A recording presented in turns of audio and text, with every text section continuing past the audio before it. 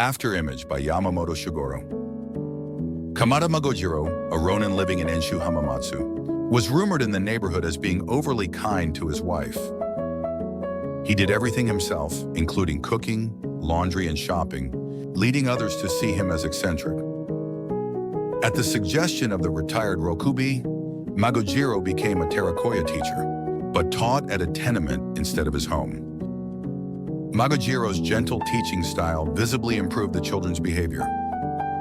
One day, Magojirō rushed to a sword fight and defeated his opponent with a single powerful strike. Okita Genzaemon, a senior retainer who witnessed this, considered recruiting Magojirō into the Hamamatsu domain.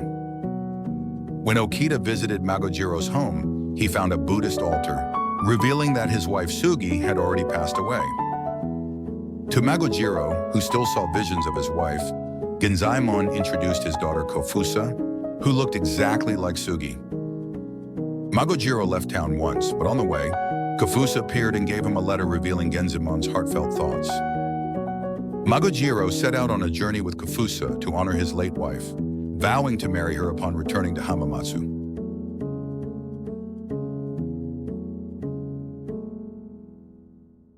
Afterimage is a touching work by Yamamoto Shugoro that symbolizes unwavering love and the depth of human emotion. The protagonist, Kamata Magojirō Ronin, who continues to cherish his deceased wife, represents a timeless form of love that resonates even today. Though mocked as being too soft on his wife, his sincerity and integrity reveal a quiet strength. The appearance of Kofusa, a girl who looks just like his late wife, transforms his grief into hope, creating a story of renewal and forgiveness. Themes of loss, remembrance, and rebirth are skillfully woven together, offering readers a gentle yet powerful emotional experience, rooted in the warmth of Edo period compassion.